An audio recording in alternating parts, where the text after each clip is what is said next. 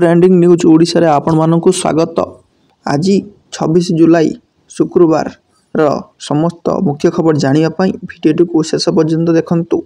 चलंतु नजर पकाइबा आज एक नंबर मुख्य खबर उपरे। रविवार हीराकुदरू पानी छड़ा जीवो। उपर मुंडरे प्रबल वर्षा जोगु हीराकुद नदीबंध जलस्तर 24 घंटा मध्य द्रुत गति वृद्धि पाई। फल आसंता 28 तारिख में रविवार पूर्वाह्न 9टार हीराकुद प्रथम बन्याजल महानदी गर्भ को निष्कासन पाई निष्पत्ति नियायछि। पारंपरिक रीति रे पूजार्चना पर नदीबंधर बाम पार्श्व स्लीप वे प्रथम स्विच गेट खोल एथिजोगु महानदी और तार शाखा नदी गुड़िकर जलस्तर वृद्धि पाइब। तेणु नदी मध्य को प्रवेश और अन्य व्यवहार पर जनसाधारण सतर्कता अवलंबन करने आवश्यक। कौन दुर्घटना पर हीराकुद नदीबंध कर्तृपक्ष दायी रहिबे नाही बोली भारप्राप्त मुख्य जंत्री और अव्यवहायिका परिचालक इंजीनियर सुशील बेहरा कहिसेंती। परवर्ती मुख्य खबर घटगाँ पीठ को 50 कोटी। मुख्यमंत्री घटगाँ माँ तारिणी पीठ को 50 कोटी टंका देइछंती। पारिपार्श्विक उन्नति पाई एही अर्थ खर्च करा जिवो। केउंझर निर्वाचित होइथिबा मुख्यमंत्री तांकर प्रथम गस्त समय माँ पाखर आशीर्वाद भिक्षा कला परे मंदिर पारिपार्श्विक विकास पाई 50 कोटी टंका अनुदान घोषणा करथिले। एबे बजेट रे तार व्यवस्था करा जाइछि। परवर्ती मुख्य खबर रत्नभंडार गुमर खोलिले जस्टिस विश्वनाथ रथ। श्रीमंदिर रत्नभंडार संपर्क तदारख कमिटी मुख्य जस्टिस विश्वनाथ रथ चमकैला भली गणमाध्यम को प्रतिक्रिया रखी देइछंती। रत्नभंडार को प्रवेश बेलर अनुभूति बखाणी जस्टिस रथ कहिसेंती जे भीतर रत्नभंडार खोलिबा को जेउ चाबी निया जायतिला ताकू देखिले डुप्लिकेट बोली लागुतला, कारण सेठी इंग्रेज अमलर ताला पड़िथिला। तेबे दीप जलाई भीतर भंडार पशु पशु आमे विस्मित हो गलु। किछि सिंधु को आलमारी खोला थिला तो किछि रे ताला पड़िथिला। दुईटी ताला पड़िथिबा व्यवस्था थिला किंतु सेथिरे ताला पड़ नथिला। सेहिपरि दुईटी काठ सिंधुकरे ताला नथिला, खोला थिला। 1978 मसीह बहु विद्वान व्यक्ति रत्नभंडार भितर को जाइथिले। सेमाने एमिति ताला खोली चाली आसीथिबे मोर विश्वास होउनी बोली कहिसेंती जस्टिस विश्वनाथ रथ। परवर्ती मुख्य खबर 80 वर्षरू अधिक वयस्कଙ୍କ ପାଇଁ 3500 टंका भत्ता। मुख्यमंत्री मोहन माझी आगत करिथिबा 2024-25 बजेट रे सामाजिक कल्याण योजना बाबद भत्ता बाबद रे 7600 कोटी टंकार व्यवहार करिसेंती। बीजेपी निर्वाचन प्रतिश्रुति भत्ता वृद्धि कहिथिला। बजेट रे प्रथम पर्याय रे 80 वर्षरू अधिक वयस व्यक्ति एवं 80% अधिक दिव्यांग होइथिबा व्यक्ति मानक लागि मधुमेह पेंशन योजना जातीय सामाजिक सुरक्षा कार्यक्रम अधीन सामाजिक भत्ता को 3500 टंका वृद्धि करा जाइछि। परवर्ती मुख्य खबर निर्माण हब ओडिशा अस्मिता भवन। मुख्यमंत्री मोहन चरण माझी 2025 बजेट रे ओडिया अस्मितार प्रचार और प्रसार पाई 200 कोटी टंकार कर्पस पांठी गठन करने प्रस्ताव देइछंती। ओडिया अस्मितार पुनरुद्धार और ओडिशार कला साहित्य संस्कृति ऐतिह्य को प्रोत्साहित करने पाई विभिन्न पदक्षेप नियाजिबो। परवर्ती मुख्य खबर टिकस नुहे खनिज संपद उपर रॉयल्टी।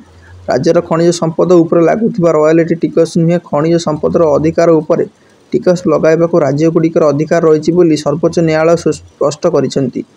गुरुवार सर्वोच्च न्यायालय रे 9 जणिया पीठ 8-1 रे एक संपर्कित राय सुनाइछंती।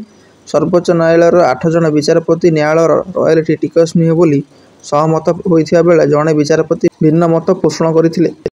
परवर्ती मुख्य खबर 2 वर्ष रे 65,000 पद पूरण हेब। आसंता 5 वर्ष रे खाली पड़िथिबा 1.5 लाख सरकारी पदवी पूरण करबा लागि सरकार बजेट रे प्रतिबद्धता दर्शाइछंती। सेथिरु प्रथम 2 वर्ष रे 65,000 पदवी पूर्ण करा जिवो बोली मुख्यमंत्री मोहन चरण माझी घोषणा करिसेंती।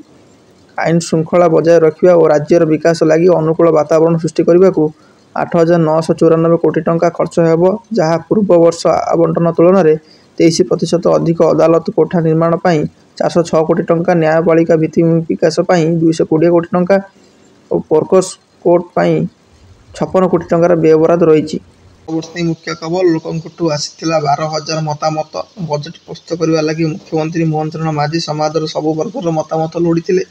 सेथिरे 12,000 मतामत आसीथिला, जहाँ पूर्व अपेक्षा 6 गुण अधिक थिला। परवर्ती मुख्य खबर आज ओलंपिक्स उद्घाटन। बहु प्रतीक्षित प्यारिस ओलंपिक शुक्रवार आनुष्ठानिक भाव उद्घाटित हेब। ओलंपिक्स इतिहास प्रथम थर पर रंगारंग उद्घाटन उत्सव स्टाडियम बाहर और नई मझिरे अनुष्ठित हेब। एथिलागि प्यारिस सेन नदी भितर उपकूल व्यापक बंदोबस्त करा जाइछि। अंशग्रहणकारी देशर पारंपरिक परेड प्यारिस छाती रे बही जाउथुबा सेन नईर नील जलरे पूर्वरु पश्चिम 6 किलोमीटर धरी देखा मिलिबो। आखि झलसी देला भली ଆତସବାଜି, ନୃତ୍ୟ ଓ ସଙ୍ଗୀତର ତାଳେ ତାଳେ 10,000ରୁ ଅଧିକ ଖେଳାଳି 100ଟି ନୌକାରେ ବସି ନତ୍ରଡେମ୍, ପଣ୍ଟ ଡେସ୍ ଆର୍ଟ୍ସ, ପଣ୍ଟ ନିଉଳି ଭଳି ପ୍ୟାରିସ୍ର ଐତିହାସିକ ସ୍ଥଳୀ ଅତିକ୍ରମ କରିବେ। ପରବର୍ତ୍ତୀ ମୁଖ୍ୟ ଖବର ଗ୍ରାମାଞ୍ଚଳ ପରିବହନ ଯୋଜନାକୁ 1,085 କୋଟି।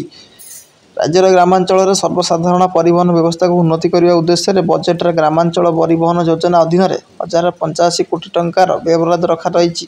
ସେହିଭଳି ଯାତ୍ରୀଙ୍କର ସୁବିଧାକୁ ଦୃଷ୍ଟିରେ ରଖି 133ଟି ବ୍ଲକ ସ୍ତରୀୟ ମଡେଲ ବସ୍ଷ୍ଟାଣ୍ଡର ବିକାଶ ପାଇଁ ପ୍ରାୟ 872 କୋଟି ଟଙ୍କାର ପ୍ରସ୍ତାବ ରହିଛି। ସେହିଭଳି ସହରାଞ୍ଚଳ ପରିବହନ ବ୍ୟବସ୍ଥାର ସୁଦୃଢ଼ୀକରଣ ନିମନ୍ତେ 200 କୋଟି ଟଙ୍କାର ବ୍ୟୟବରାଦ ପ୍ରସ୍ତାବ ବଜେଟରେ ରହିଛି। ପରବର୍ତ୍ତୀ ମୁଖ୍ୟ ଖବର ଜଳସେଚନ ପାଇଁ 352 କୋଟି।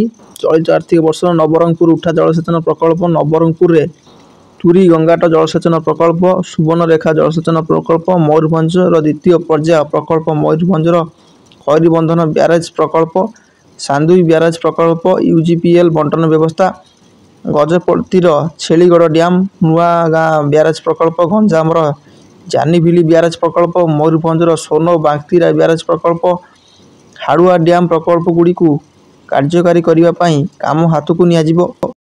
ଏହିପରି ସମସ୍ତ ବଡ଼ ଖବର ଜାଣି ଆଗରେ ରହିବା ପାଇଁ ଚ୍ୟାନେଲଟିକୁ ସବସ୍କ୍ରାଇବ୍ କରିନିଅନ୍ତୁ।